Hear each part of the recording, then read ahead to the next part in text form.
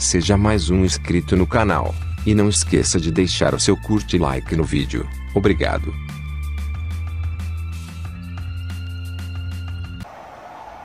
In 2017, industries and institutions continue to work together to perpetuate animal exploitation.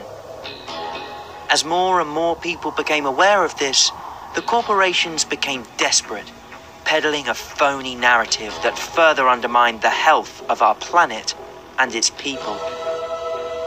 This documentary highlights how these forces are starting to diminish and how the undeniable paradigm shift is shaping. We are putting pressure on a system, and the system will break. There's 66 billion animals that are being slaughtered every year. So should we all be going vegan? And I think more and more, particularly as technology brings us closer to that process, people are opting out of that system. People are going vegan left and right. This year has been amazing for the vegan movement. Today people understand how cruel the fur industry is. I promise you a future exists where every animal is treated with love, respect, kindness, dignity and compassion. I believe we're close to the tipping point. And the debate started, what is milk? It's just about understanding what's better for you. You know, humans, animals, our planet. Within weeks and months of watching the film, they're feeling better than they ever have. Moving to a plant-based diet is really just a solution to so many of the most pressing problems that we face today. It'll become the single biggest movement in 2017. It's something that everybody can try. And the progress is all around us. The world really is changing. I'm so incredibly optimistic. It will happen.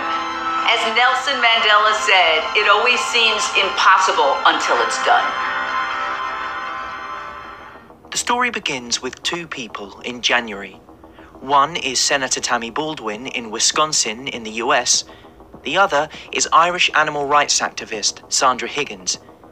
It was a moment where two opposing ideas about the future of food took hold. Higgins launched a small billboard campaign against the dairy industry, which proved an extraordinary experiment, starting in Northern Ireland but quickly expanding worldwide. And by the end of the year, no one could have foreseen how it would play out. Vegan campaigners are free to brand British milk production as inhumane after a ruling by the advertising regulator. There was a campaign saying there's no such thing as humane milk, and they won. During my time on the farm, approximately about 2,300 babies will have been born over those 4 years. So that's 2,300 babies whose mothers were denied the right to feed their young. And that's something that haunts me to this day. Meanwhile, in the US, Senator Tammy Baldwin began a campaign against plant milk.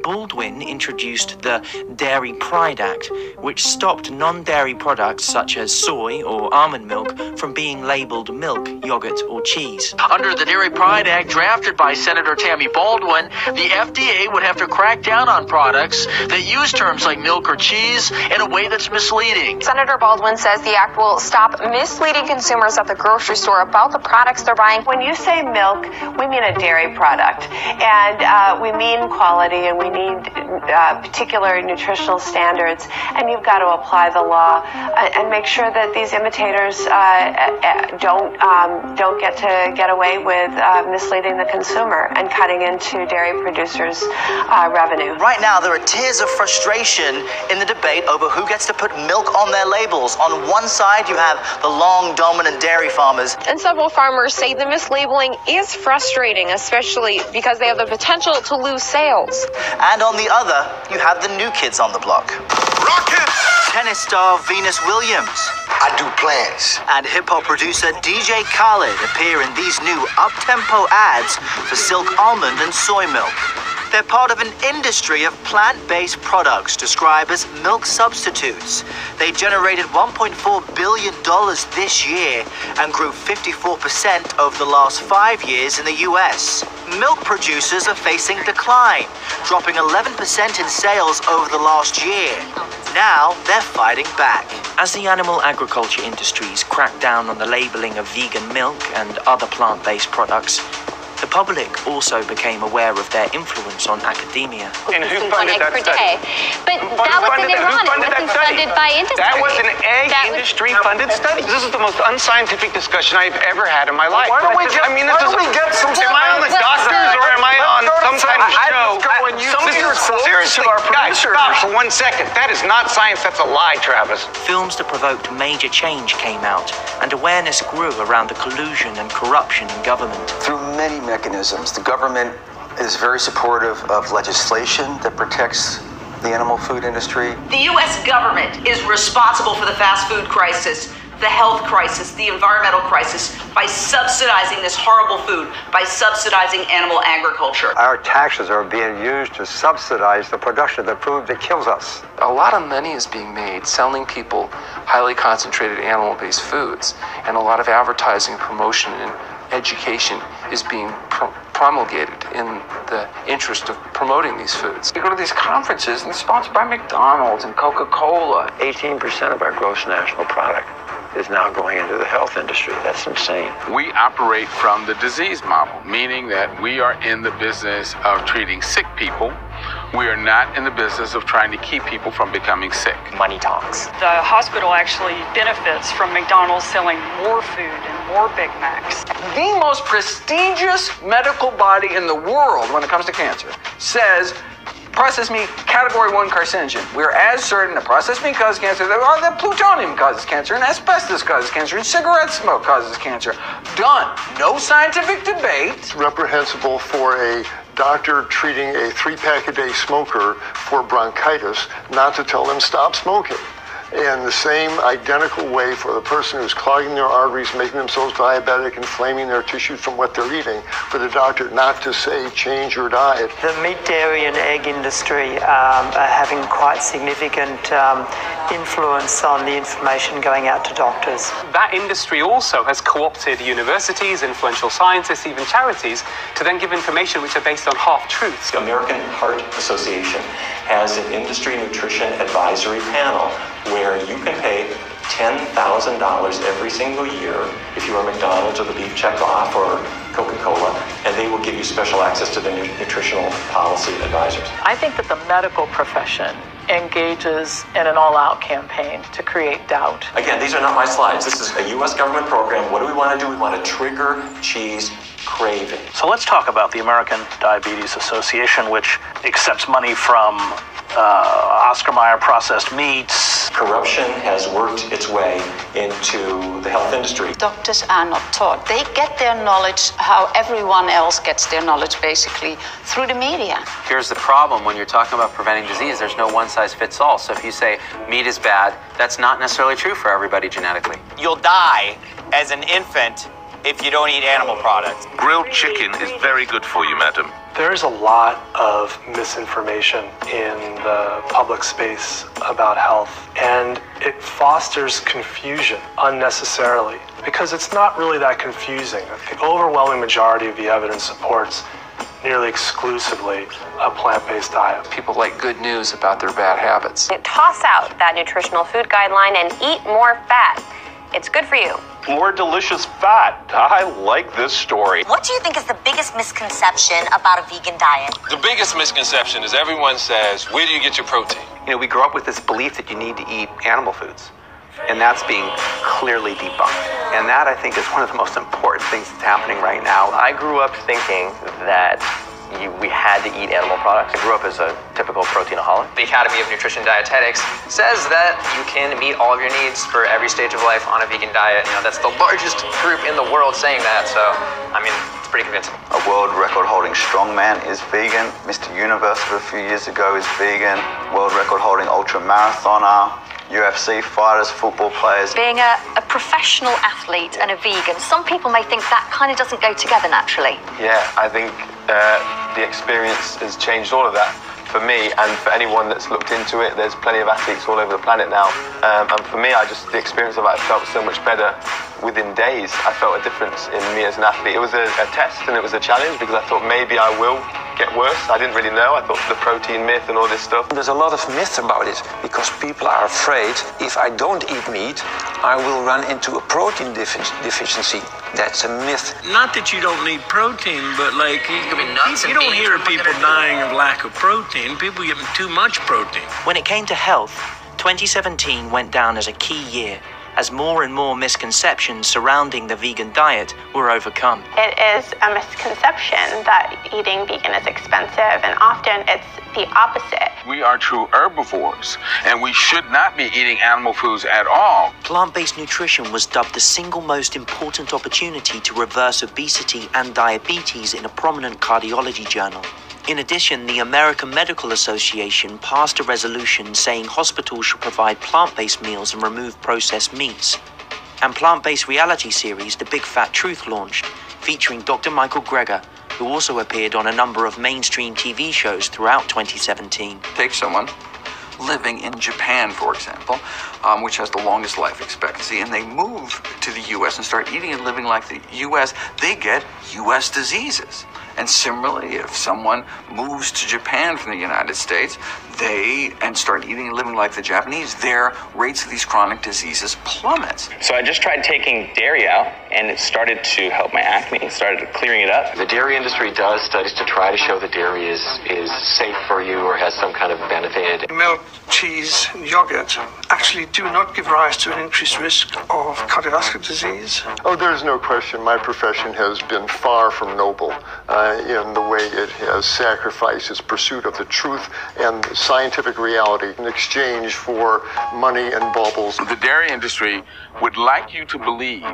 that dairy foods are the best sources of calcium. That is simply a lie.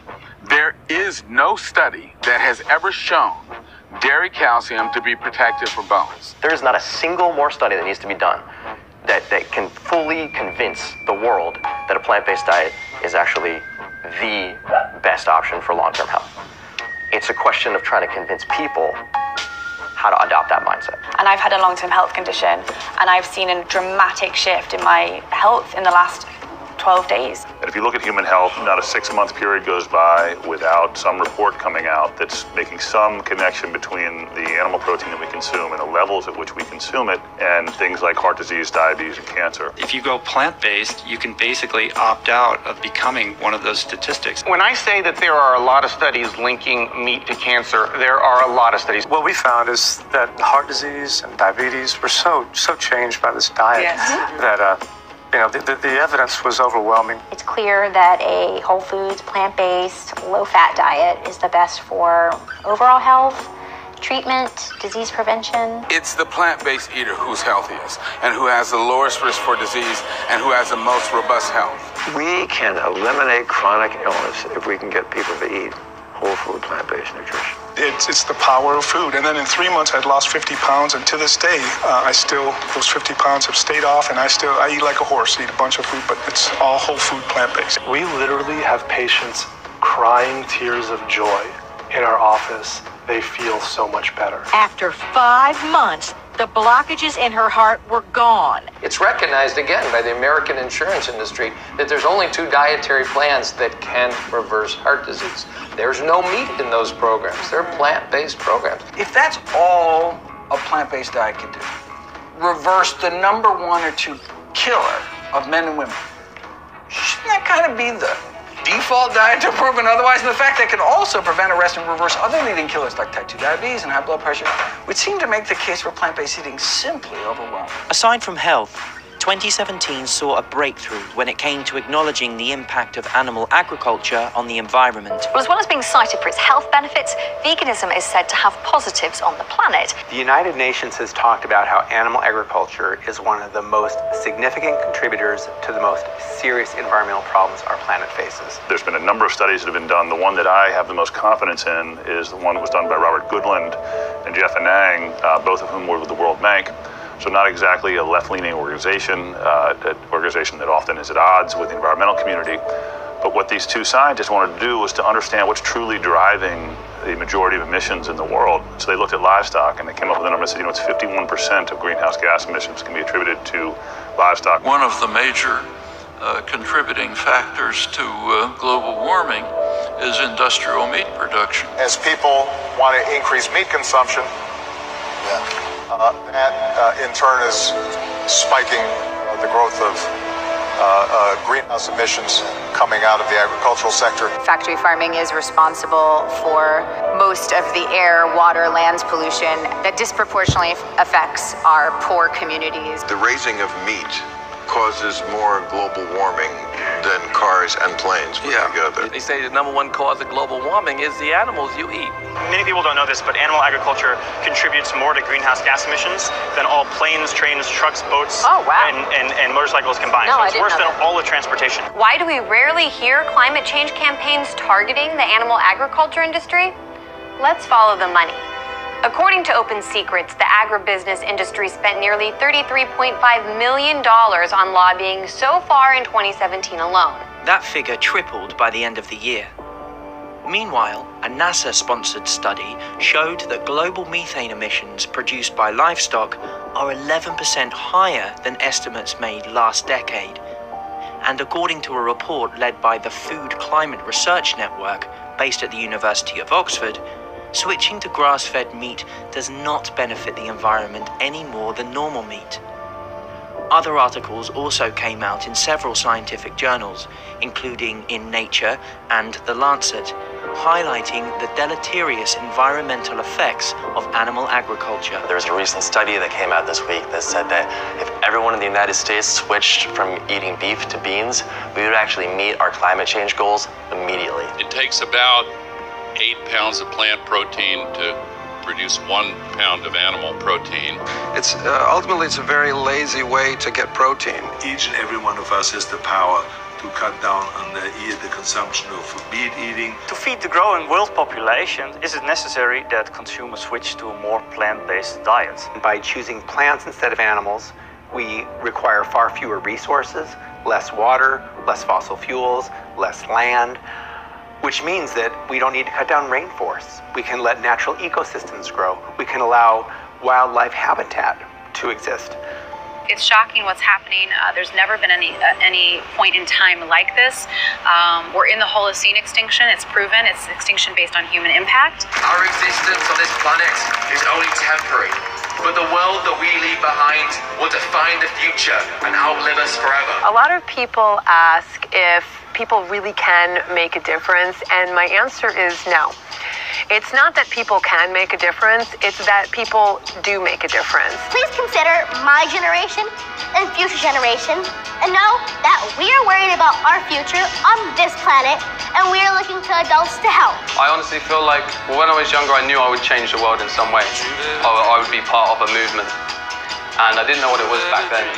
But I'm convinced 100% with all my heart now that I know it's veganism, because we're just changing the world. Pero también hay muchas frutas, vegetales, hay granos que se pueden comer y dan proteína, dan todas las vitaminas necesarias. People do realize slowly that non-human animals are not things. On dit qu'une idée révolutionnaire a 3 étapes avant d'être adoptée. And I've just seen an amazing transformation. I just want to share it with people. Pretendemos que nos escuchen, ya que no escuchan a los animales que van a matar, que sepan que estamos en contra de esa barbarie, que sepan que hay gente inteligente en este país que no apoya esas estupideces. Each one of us can choose whether we want to increase the amount of mercy in the world or the amount of misery in the world. The right to life, freedom, and justice are considered inalienable rights for humans. But one group staged a protest today demanding that non-human animals also be granted those rights. People don't have to eat animals to live. All my favorite foods like pizza and mac and cheese, I can still eat. In a vegan version. Always speak out. It doesn't matter if your hands are shaking. The earth can't wait for us. We have to change now. Social media is the most important thing for the movement. I got a bag from Whole Foods, and I got a bag from Trader Joe's, and it's all vegan. So today I'm going to be talking about how I started to be a cruelty-free makeup artist. We stop the truck so that we can get footage of the animals. We look at the animals to see what their health status is, but really it doesn't matter because at the end of the day they're all going to be slaughtered. So we're here just to show that these are living, breathing animals and that their lives matter just like yours matters and mine matters. They feel pain and suffer. so do we, and we just want them to be respected. We're bearing witness to animals going to slaughter, and we're saying to the world, like, look at their faces, look at them in the eye. Do you really want, to kill this animal for, the pleasure of a taste? We can talk about animals, we can talk about antibiotic resistance, we can talk about climate change, we can talk about rainforest deforestation, famine, water use, ocean acidification, cancer, diabetes, heart disease. Well, there's also the whole aspect of the way they treat animals. They really don't treat them well. Veganism began to break growth records all over the world. The Veganuary campaign saw tens of thousands of people sign up, a staggering increase from earlier years. And in response to the burgeoning demand, food lines such as Fry's, Follow Your Heart, and V-Bites gained real estate in supermarkets. However, it was not just vegan companies leading the charge. Dairy giant Danone White Wave Foods invested $60 million in its plant milk facility. Tyson Foods, one of the world's biggest meat processing companies, admitted that the future of food would likely be meatless. Coffee chain Starbucks added vegan beverages to its menu in order to stay profitable, and companies like Cargill began to sell off their feedlots, investing instead in plant-based food tech startups. These companies received record amounts of funding throughout 2017 as they began to mimic the taste and texture of animal meat using plants. It looks like meat, tastes like meat, yes, even bleeds like meat, but it's actually made from plants. I'm enthusiastic about the incredible amount of money that's being pumped into the movement. If you look at what a couple of companies in Silicon Valley raised in terms of venture capital, that's more money than the whole animal rights movement combined. We've raised more than $100 million. Within 10 years, we certainly expect our investors to be able to get their money back.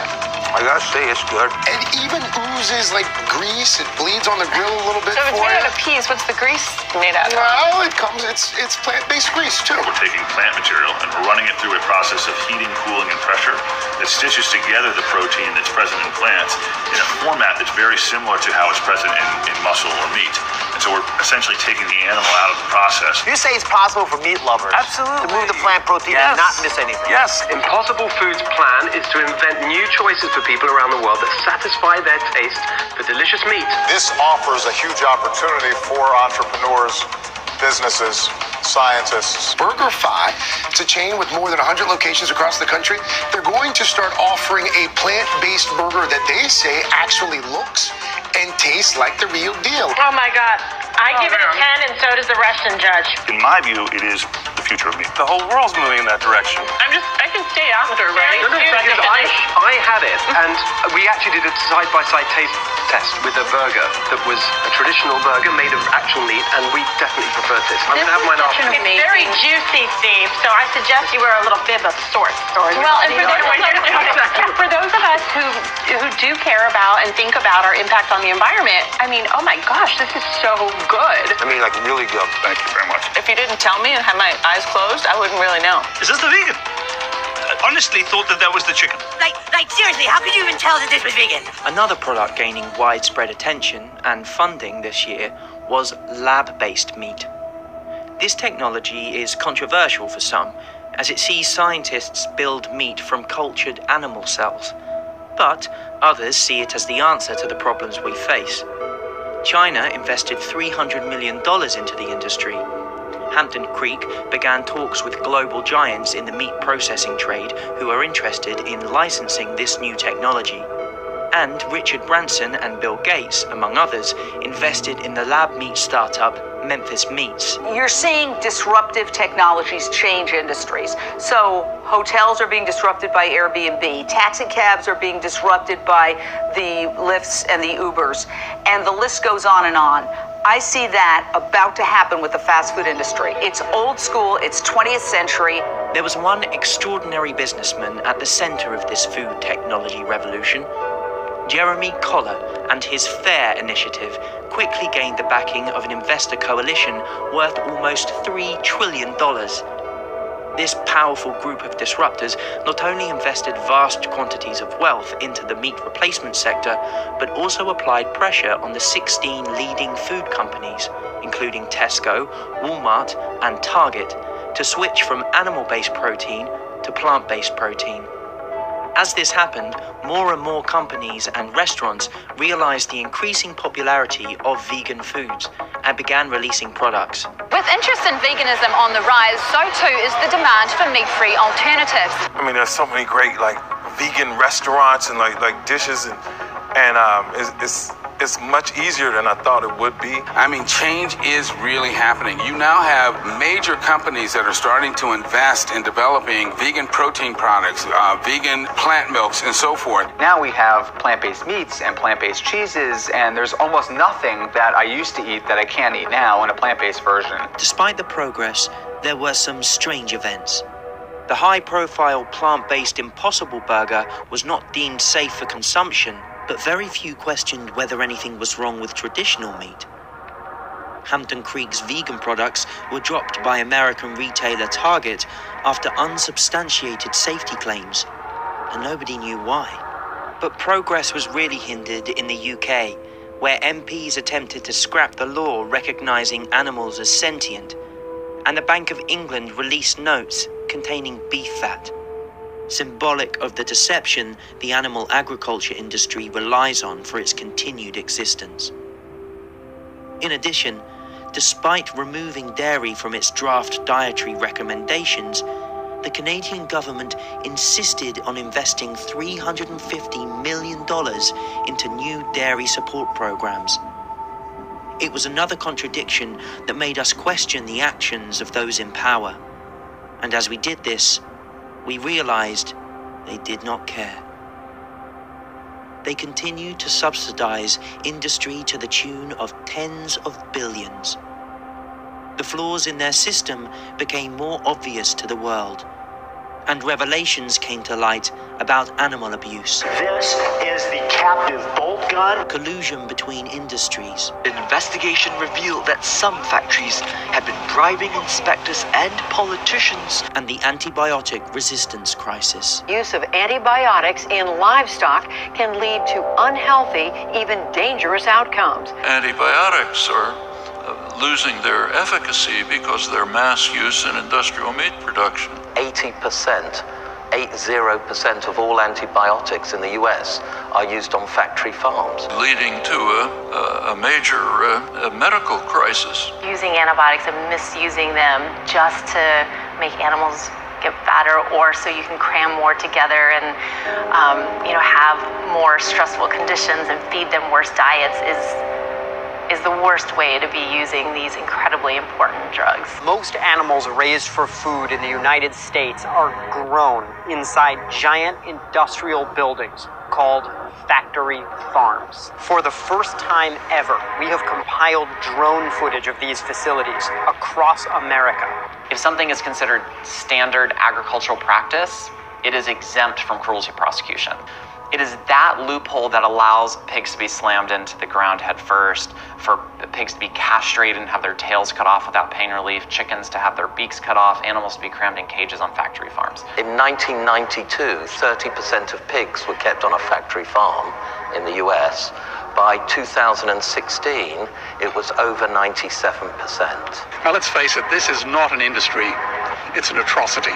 It's like any pictures of animals cooped up, you want them to be free in a field. They have a war waged against them. The animal rights campaigners claim conditions there are appalling. There are many alarming revelations in these concentrated animal feeding operations. Crowded, stressed, standing around on their own feces. When we consume, what's called meat, this is the body of a living, feeling individual who wanted to live. So this is not just some personal choice. And at the slaughterhouse, they will be shot in the head with a bolt gun, which will fire a bolt through their skull to pierce their brain, and they call that humane slaughter. The conditions that these animals live in are absolutely horrendous. The crises were piling up, but the mainstream media would continue to peddle a false narrative, helping the world's most powerful industry instead of challenging it. A recent survey has shown a worrying trend among young people under 25 for dairy-free diets. My son only eats chicken fingers. I wear leather. That you are lacking in nutrients your body needs. Almond milk and soy milk seem to be okay. Dairy's better. The mainstream media will never tell our story because the advertisers are the meat, dairy, and pharmaceutical industries. Those industries stand to lose big if America and the world goes plant-based.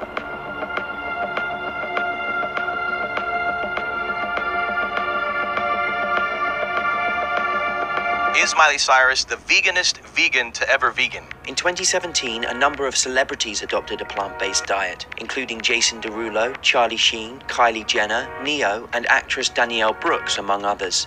Leonardo DiCaprio and Serena Williams invested in vegan brands. NFL champion Roland Williams urged fans to leave meat off their plates. Paul McCartney demanded that only vegan food be served at his concert. David Attenborough ditched meat.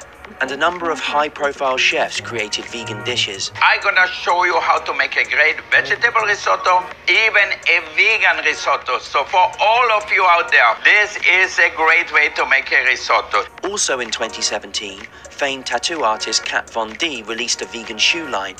Vegan actress Ivana Lynch urged UK and EU members of Parliament to ban rabbit cages.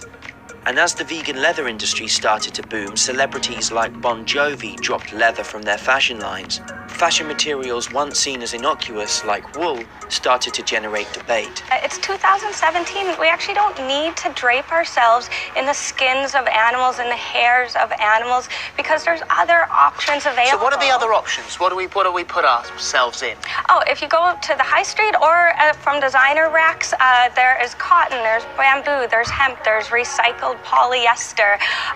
When it comes to leather, we're actually seeing leather being made out of pineapples, out of apples, out of mushrooms. The possibilities are really endless from every price point on every high street shop. In addition, others spoke out, including Danielle Monet, Jaden Smith, Alicia Silverstone, Jessica Chastain, Liam Hemsworth, and Miley Cyrus. I posted some food photos this summer. Oh. And for me, it was a celebration because I'm vegan. Oh, well, that's wonderful. Congratulations. I am also vegan. Thousands and thousands of bees. I've not taken their honey. I've not taken the chicken's eggs. I'm like a farmer, but I won't interact with them because I worry about it. I'm sort of vegan curious, you know. I've been trying this vegan lifestyle, too. What do you think of that? It's amazing. Now I am vegan. And I became a vegan at 9 a.m. this morning. You did? Yeah. I lost a bet with a friend of mine. And the bet is I have to be a vegan for 17 days. Vegans have been urging us all to do without meat and dairy this month in an experiment they're calling veganuary. And then when you actually live the lifestyle, you'll see and feel the difference, and then you don't want to go back, and then you don't want to switch. Right. So that's the incentive. In this superficial world we live in, vegan needs to become hip and trendy and cool. It's, to be honest, I think it's the first time I've been asked about veganism and fashionable. And I've got my fake leather shoes on, my vegan shoes, yeah. Awesome. How have you managed to preserve yourself so wonderfully when I preserve myself so chaotically badly? I'm vegan. And you look pretty fit. What diet are you on? You on this? Plant-based. You're on a plant-based diet? Yes! Over the course of the year, many professional athletes also dropped animal products and set new records on a vegan diet. Vegan climber Kuntal Joysha scaled Everest. Fitness P90X founder Tony Horton turned to a plant-based diet, as well as soccer player Jermaine Defoe, NFL quarterback Cardale Jones, and basketball players Jahlil Okafor, Kyrie Irving, and Damian Lillard. I thought it was all hype. I thought people just said it just because it was a healthier food, but I can feel it. I can definitely feel it. Getting away from, just the animals and all that, man. I had to get away from that, so my energy is up, my body feels amazing. Also speaking out about the benefits were NFL star Griff Whalen, basketball player Wilson Chandler, professional surfer Tia Blanco, and former rugby player Ben Cohen. Endurance athlete Rich Roll completed one of the hardest races at the age of 50, and a number of others adopted a plant-based diet after watching the documentary What the Health. What the Health? Including Formula One giant Lewis Hamilton. Plant-based diet you've gone on to. Yeah, I can't express to you how amazing I feel. This What the Health movie. Isn't that incredible? Driving the world crazy.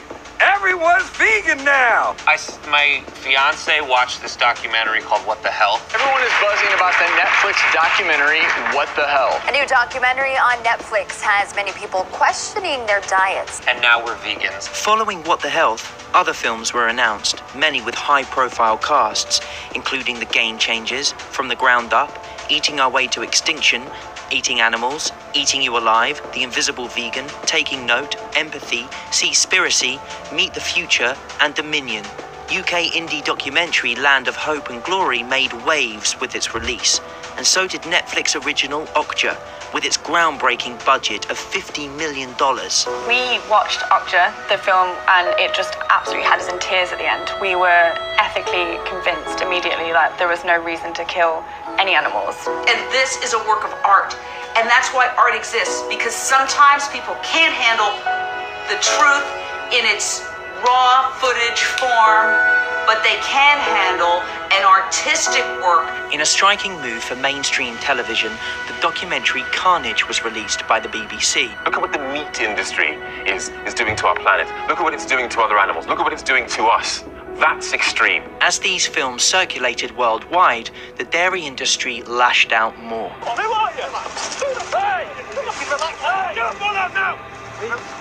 Just go. Okay. The dairy crisis is still putting many farmers under intense pressure. Peaceful protest. Go out there on the footpath where you are. Once a sideshow in the animal rights struggle, the dairy industry became, in 2017, a key and central battle, and one the industry was losing. While dairy producers' profits plunged, research firm packaged facts predicted that the dairy-free market would be worth $28 billion in the next 2 years, a staggering growth from only $6 billion last year. Industry leaders admitted the dairy sector is facing an existential threat from vegan campaigning at a recent industry summit. Tammy Baldwin's attempts to crack down on vegan milk sales proved unsuccessful, and the dairy industry, in a confused state of desperation, began calling their own products plant-based. In addition, thanks to Sandra Higgins's tireless defense of her poster message, the Advertising Standards Authority in the UK ruled that you can legally state that humane milk is a myth. The idea that my pleasure or my taste or anybody's pleasure or taste is worth more than the entire life of somebody else is ludicrous, and it's immoral. Towards the end of the year, Plant-Based News' World Plant Milk Day was launched, and the dairy industry began its own counter-hashtag. I'm Abby Reader, and I'm proud to be a dairy farmer. We're the Evans family, and we're proud of dairy. Proud of Dairy achieved only a handful of submissions, while World Plant Milk Day trended all day. The fate of the two hashtags a fitting metaphor for the competing forces, and a sign of increasing awareness. And I'll tell you what, there's nothing happy about the dairy industry. Calves that are born into this industry, particularly the male calves, are considered wastage. The calves are taken from their mothers a few hours after birth to be slaughtered and processed. And we warn this report may distress some viewers. Conditions on 2 Invercargill dairy farms have been described as catastrophic. So we have this rampant sexual abuse. A cow has to become pregnant in order to produce milk, and that they become these baby-making machines. We've done investigations at so many dairy factory farms across the country and have documented mother cows bellowing for days. All the cruelty in the dairy industry, the forced impregnation, the separating babies from their mothers, the slaughtering of the baby animals, the killing of the mothers as well, and the exploitation of their reproductive system, all of this cruelty and violence and oppression. And what's it for? Just so we can have a little bit of cow's milk in our cereal, so we can make a piece of cheese to fit with all the other ingredients on our sandwich. It's not about respecting me as a vegan. It's about respecting the life of somebody who feels like me, someone who's capable of the same physical feelings that I have. I'd like all people to look at the fundamental core of ethics and morality, which is treat others the way you want to be treated.